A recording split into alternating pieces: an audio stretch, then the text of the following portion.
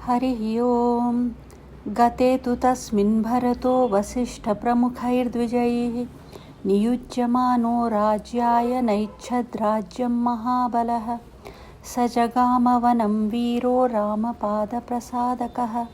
उनके स्वर्ग गमन के पश्चात वशिष्ठ आदि प्रमुख ब्राह्मणों द्वारा राज्य संचालन के लिए नियुक्त किए जाने पर भी महाबलशाली वीर भरत ने राज्य की कामना न करके पूज्य राम को प्रसन्न करने के लिए वन को ही प्रस्थान किया। गत्वा तु स महात्मानं रामं सत्यपराक्रमम् अयाचद् भ्रातरं राममार्यभावपुरस्कृतः। त्वमेव राजा धर्मज्ञ इति रामं वचोब्रवीत्।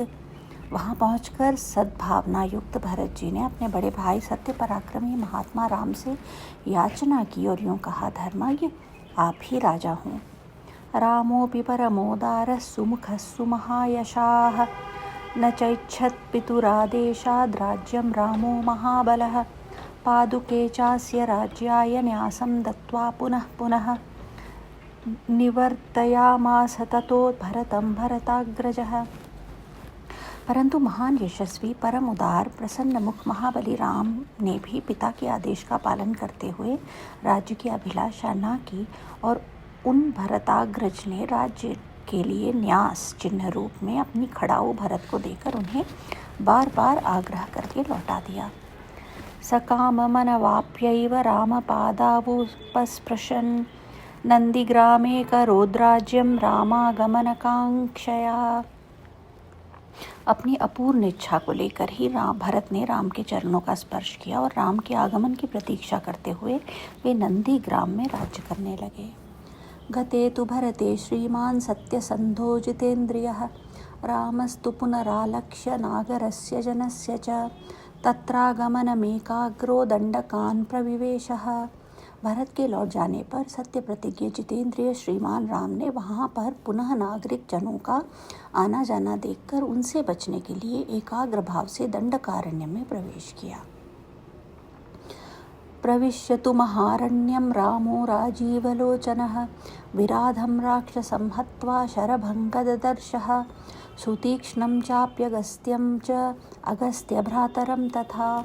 उस महान वन में पहुंचने पर कमल लोचन राम ने विराध नामक राक्षस को मारकर शरभंग, सुतीक्ष्ण, अगस्त्य मुनि तथा अगस्त्य के भ्राता का दर्शन किया।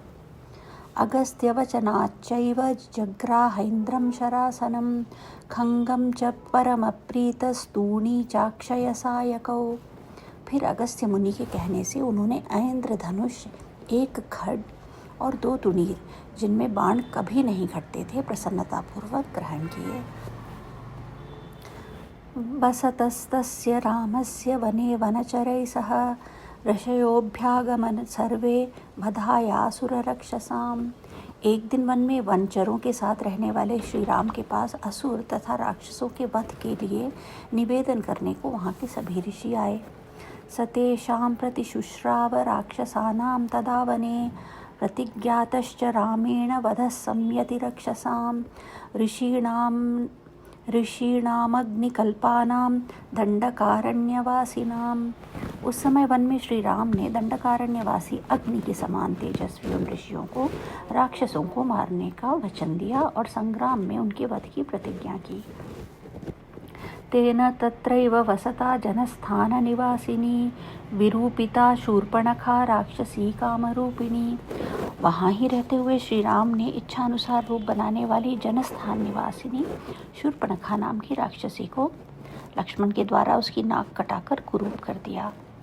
ततः शूर्पणखावाक्यादुद्युक्तान् सर्वराक्षसान् खरं त्रिशिरसं चैव दूषणं चैव राक्षसं निजघानरणे रामस्तेषां चैव पदानुगान्। तब शूर्पणखा के कहने से चढ़ाई करने वाले सभी राक्षसों को और खर, दूषण, त्रिशिरा तथा उनके पृष्ठपोषक असुरों को राम ने युद्ध में मार डाला। वने तस्मिन् निवसता जनस्थाननिवासिनां रक्षसां निहतान्यासन् सहस्राणि 14। उस वन में निवास करते हुए उन्होंने जनस्थानवासी 14,000 राक्षसों का वध किया। ततो ज्ञातवधं श्रुत्वा रावणः क्रोधमूर्छितः सहायं वरयामास मारीचं नाम राक्षसम।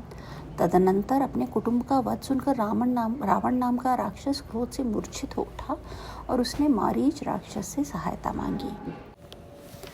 वार्यमाणः सुबहुशो मारीचेन स रावणः न विरोधो बलवता क्षमो रावणतेन ते। अनादृत्य तु तद्वाक्यं रावणः कालचोदितः जगाम सह मारीचस्तस्याश्रमपदं तदा। यद्यपि मारीच यह कहकर कि रावण, उस बलवान राम के साथ तुम्हारा विरोध ठीक नहीं है, रावण को अनेकों बार मना किया, परंतु काल की प्रेरणा से रावण ने मारीच के वाक्यों को टाल दिया और उसके साथ ही राम के आश्रम पर गया। तेन माया विना दूरम अपावाह्या नृपात्मजौ जहार भार्यां रामस्य गृध्रम हत्वा जटायुषम।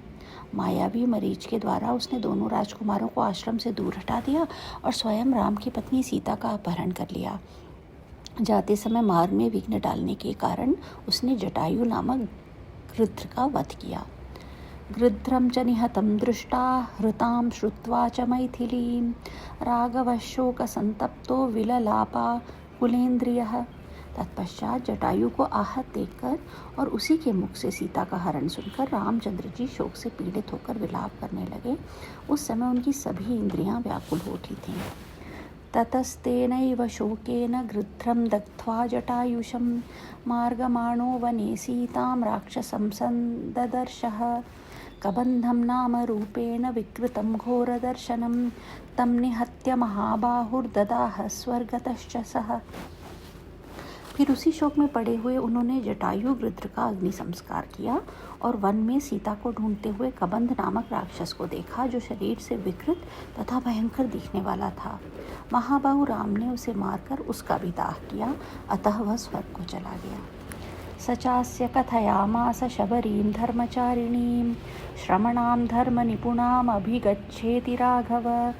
जाते समय उसने राम से धर्मचारिणी शबरी का पता बतलाया और कहा, रघुनंदन, आप धर्मपारायणा सन्यासिनी शबरी के आश्रम पर जाइए। सोऽभ्यगच्छन् महातेजा शबरीं शत्रुसूदनः शबर्या पूजितः सम्यग् रामो दशरथात्मजः। शत्रुहंता महान तेजस्वी दशरथ कुमार राम शबरी के यहाँ गए। उसने इनका भली भांति पूजन किया। पंपा तीरे हनुमता संगतो वानरेणः हनुमद्वचनाच्चैव सुग्रीवेण समागतः। फिर वे पंपासर के तट पर हनुमान नामक वानर से मिले और उन्हीं के कहने से सुग्रीव से भी मेल किया। सुग्रीवाय च तत्सर्वं शंसद्रामो महाबलः आदितस्तद्यथावृत्तं सीतायाश्च विशेषतः। तदनंतर महाबलवान राम ने आदि से ही लेकर जो कुछ हुआ था वह और विशेषतः सीता का वृत्तांत सुग्रीव से कह सुनाया। सुग्रीवश्चापि तत्सर्वं श्रुत्वा रामस्य वानरः चकार संख्यं रामेण प्रीतश्चैवाग्निसाक्षिकम्। वानर सुग्रीव ने राम की सारी बातें सुनकर उनके साथ प्रेम पूर्वक अग्नि को साक्षी बनाकर मित्रता की। ततो वानरराजेन वैरानुकथनं प्रति रामायावेदितं सर्वं प्रणयात् दुःखितेन च। उसके बाद वानरराज सुग्रीव ने स्नेहवश वाली के साथ वैर होने की सारी बातें राम से दुखी होकर बतलाई। प्रतिज्ञातं च रामेण तदा वालीवधं प्रति वालीनश्च बलं तत्र कथयामास वानरः सुग्रीवशङ्कितश्चासीन् नित्यं वीर्येण राघवे। उस समय राम ने वाली को मारने की प्रतिज्ञा की। तब वानर सुग्रीव ने वहाँ वाली के बल का वर्णन किया, क्योंकि सुग्रीव को राम के बल के विषय में बराबर शंका बनी रहती थी। राघव प्रत्यार्थम तु दुंदुभे कायमुत्तमं दर्शयामास सुग्रीवो महापर्वत सन्निभम। राम की प्रतीति के लिए उन्होंने दुंदुभि दैत्य का महान पर्वत के समान विशाल शरीर दिखलाया। उत्संयित्वा महाबाहु प्रेक्षश्चास्ति महाबलः पादांगुष्ठेन चिक्षेप संपूर्णं दशयोजनम्। महाबली महाबाहु श्री राम ने तनिक मुस्कुराकर उस अस्थि समूह को देखा और पैर के अंगूठे से उसे 10 योजन दूर फेंक दिया। बिभेद च पुनस्तालान् सप्तैकेन महेशुना गिरिं रसातलं चैव जनयन् प्रत्ययं तदा। फिर एक ही महान बाण से उन्होंने अपना विश्वास दिलाते हुए 7 ताल वृक्षों को और पर्वत तथा रसातल को बींध डाला। ततः प्रीतमनास्तेन विश्वस्तः महाकपिः किष्किन्धां राम सहितो जगाम च गुहां तदा। तदनंतर राम के इस कार्य से महाकपि सुग्रीव मन ही मन प्रसन्न हुए और उन्हें राम पर विश्वास हो गया। फिर वे उनके साथ किष्किंधा गुहा में गए। ततो गर्जद्दरिवरः सुग्रीवो हेमपिङ्गलः तेन नादेन महता निर्जगाम हरीश्वरः अनुमान्य तदातारां सुग्रीवेण समागतः निजघान च तत्रैनं शरेणैकेन राघवः। वहाँ पर सुवर्ण के समान पिंगल वर्ण वाले वीरवर सुग्रीव ने गर्जना की। उस महानाद को सुनकर वानरराज वाली अपनी पत्नी तारा को आश्वासन देकर तत्काल घर से बाहर निकला और सुग्रीव से भिड़ गया। वहाँ राम ने वाली को एक ही बाण से मार गिराया। ततः सुग्रीव वचनात् तत्वा वालिनमाहवे सुग्रीवमेव तद्राज्ये राघव प्रत्यपादयत्। सुग्रीव के कथनानुसार उस संग्राम में वाली को मारकर उसके राज्य पर राम ने सुग्रीव को ही बिठा दिया। हरि ओम।